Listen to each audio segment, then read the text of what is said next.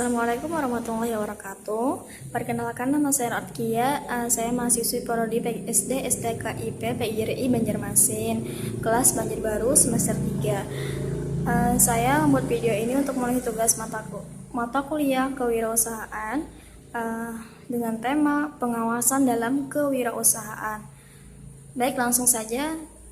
Sebelumnya saya akan menjelaskan pengertian dari pengawasan. Pengawasan didefinisikan sebagai suatu usaha sistematis oleh manajemen bisnis untuk membandingkan kinerja dengan standar, rencana, atau tujuan yang telah ditentukan terlebih dahulu untuk menentukan apakah kinerja sejalan dengan standar tersebut dan untuk mengambil tindakan penyembuhan yang diperlukan untuk melihat bahwa sumber daya manusia dan sumber daya perusahaan lainnya digunakan dengan seefektif mungkin dan seefisien mungkin di dalam mencapai tujuan perusahaan. Baik, yang pertama saya akan menjelaskan kekuasaan pengawasan.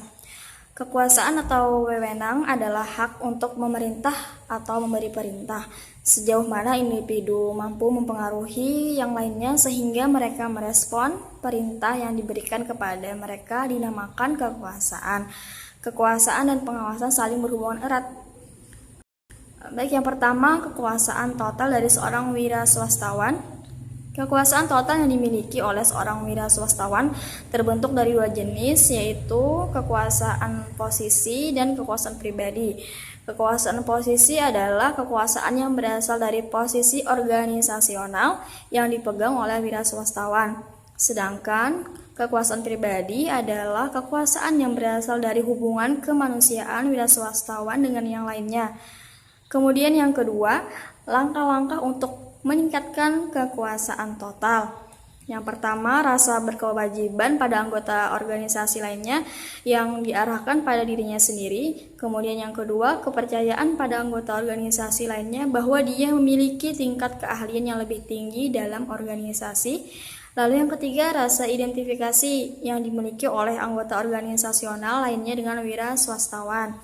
Kemudian yang keempat, persepsi pada anggota organisasi lainnya bahwa mereka bergantung pada dia sebagai wiraswastawan. Kemudian saya akan menjelaskan tentang hakikat pengawasan. Baik, yang pertama saya akan menjelaskan definisi pengawasan. Yang berikut ini adalah definisi dari pengawasan menurut para ahlinya. Yang pertama, menurut Siagian. Menurut Siagian ini, pengawasan adalah proses pengamanan daripada pelaksanaan seluruh kegiatan organisasi untuk menjamin agar semua pekerjaan yang sedang dilakukan berjalan sesuai dengan rencana yang telah ditentukan sebelumnya. Kemudian yang kedua, menurut Terry dalam Sujamto, pengawasan adalah untuk menentukan apa yang telah dicapai dan mengambil tindakan korektif bila diperlukan untuk menjamin agar hasil sesuai dengan rencana. Kemudian yang ketiga, menurut Kertonegoro, pengawasan adalah proses melalui manajer berusaha memperoleh keyakinan bahwa kegiatan yang dilakukan sesuai dengan perencanaannya. Kemudian yang keempat, George R. Terry, pengawasan adalah proses mendeterminasi apa yang telah dilaksanakan. Maksudnya di sini adalah mengevaluasi prestasi kerja dan apabila perlu menerapkan tindakan-tindakan korektif sehingga hasil pekerjaan sesuai dengan rencana yang telah ditetapkan. Lalu yang kedua, fungsi pengawasan. Fungsi dari pengawasan adalah untuk memberikan nilai, analisis, merekomendasikan dan juga menyampaikan hasil surat atau laporan yang berkaitan dengan bidang pekerjaan organisasi atau lembaga yang sudah diteliti. Di sini menurut Ernie dan Saifullah, fungsi dari pengawasan antara lain yaitu yang pertama, mengevaluasi keberhasilan dan pencapaian tujuan dan juga target sesuai dengan indikator yang ditetapkan. Kemudian yang kedua, mengambil langkah klarifikasi dan koreksi terhadap penyimpanan yang bisa saja ditemukan. Lalu yang ketiga, menjalankan berbagai alternatif solusi terhadap berbagai masalah yang berhubungan dengan pencapaian tujuan perusahaan. Sedangkan menurut Maringan, fungsi pengawasan antara lain mempertebal rasa tanggung jawab terhadap pejabat yang diberi tugas dan wewenang dalam menjalankan pekerjaan. Kemudian yang kedua, mendidik para pejabat supaya mereka menjalankan pekerjaan sesuai dengan prosedur yang sudah ditentukan. Lalu saya akan menjelaskan tipe-tipe dasar pengawasan, yaitu yang pertama, pengawasan pendahuluan.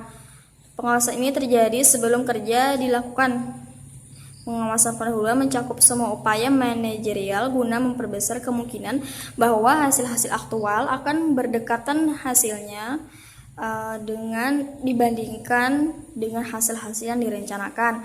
Kemudian yang kedua, pengawasan pada saat kerja berlangsung. Pengawasan ini terjadi ketika pekerjaan dilaksanakan, memonitor pekerjaan yang berlangsung guna memastikan bahwa sasaran telah dicapai.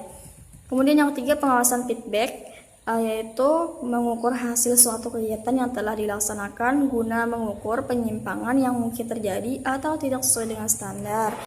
Lalu yang C, saya akan menjelaskan pengawas dan pengawasan. Yang pertama yaitu pekerjaan dari pengawas.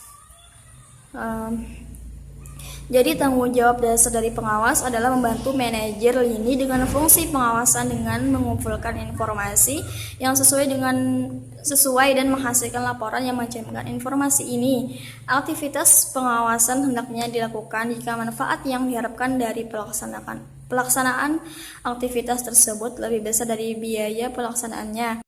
Kemudian yang kedua ada alat-alat pengawasan dalam kewirausahaan, yaitu yang pertama, manajemen pengecualian adalah teknik pengawasan memungkinkan hanya penyimpangan kecil saja antara kinerja aktual yang mendapatkan perhatian dari wiraswastawan. Lalu yang kedua, analisa pulang pokok, ketiga analisa rasio, dan yang keempat yaitu penganggaran. Anggaran ini adalah rencana keuangan sekali pakai yang meliputi periode waktu tertentu. Selanjutnya saya akan menjelaskan proses pengawasan. 3 langkah utama bagi proses pengawasan adalah yang pertama, pengukuran kinerja. Pengukuran kinerja tersebut bisa berhubungan dengan pengaruh produksi. Kemudian yang kedua, membandingkan kinerja yang diukur dengan standar. Standarnya yaitu standar profitabilitas, standar posisi pasar, standar produktivitas, kemudian standar kepemimpinan produk, standar perkembangan personalia. Kemudian yang ketiga, mengambil tindakan koreksi adalah aktivitas manajerial yang ditujukan untuk membawa kinerja organisasional pada tingkat kinerja standar. Baik, itu saja dari saya. Terima kasih atas perhatiannya. Wassalamualaikum warahmatullahi wabarakatuh.